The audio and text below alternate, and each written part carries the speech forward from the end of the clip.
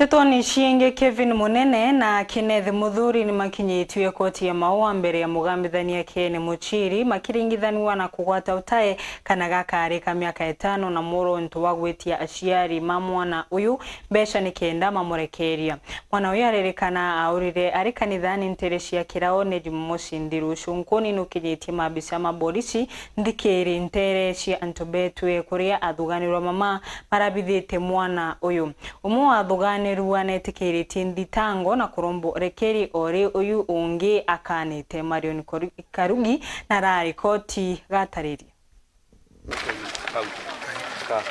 Athwanirwa mbele Kevin Munene na Kenneth Muthuri ni bakinyithitwe kotini ya Maua ani nyuma ya kuatikana na maiti ya uteka kana kakale ka ukurubwa miaka 5 Jumamosi nthiru nteresi kiraone na kwarukana ko nteresi ya Ntobetwe Kiongo ntureni ashikashika gicione kia ubunge kia Igembe North. Beliba ni bathomeri nditango mbere ya mugambithania Ken Wachira na ramuthwanirwa mbere Kelvin Munene etikiritie maite ya na kurombore keri wa mbele Kenneth Muthuri na we ariana nayo. Tarehe 23 mwezi mwaka huu ikiwa mahali kunaitwa Keraoni mutaka nyara Melisha Mukami ukiwa na nia ya kutekeleza uhalifu. Amono wakili wa thirikari na rombete barungamo mbere ya koti ntuku ya Ruyu aciari bakanaka barua mwana wo aijirwo bari kanisene ntuku ya Jumamosi mathaa ya 8 na kuri ukinya ugoro ni baringirwe thimoni muntu bati kumenya na buku bamenyethia ni wewe na mwana na batumire mbeta 3,000 bamulukirie kana kethira tu bamurite kafara.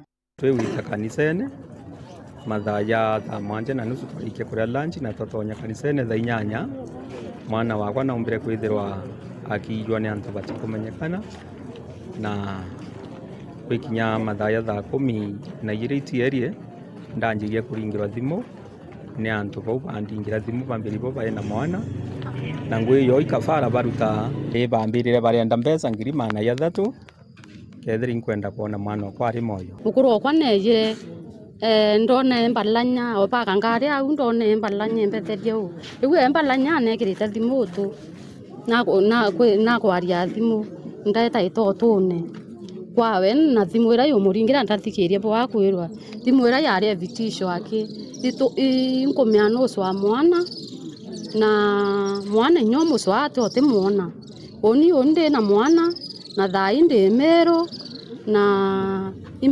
imbesa tukwenda tulekia mwana na twetawe tukarita kafara. Ndetire kwa polisi ndaringa report kuringa report polisi roya atua yayo na twashughulikirwa sana na inko basokeria ngatho sana no ntunte wete kuma twaukumire ao kwa polisi kwe kesi inge yathikirirwe bashughulikira kuma thaira twakinyire munganda eke mwisho batuthania mwana njarene ni karika kuzirite munini wa kamanda wa polisi gicione kiu Mohamed Mokio. Uchunguzi ukaanzia pale tukisaidiana na kitengo cha uchunguzi wa jinai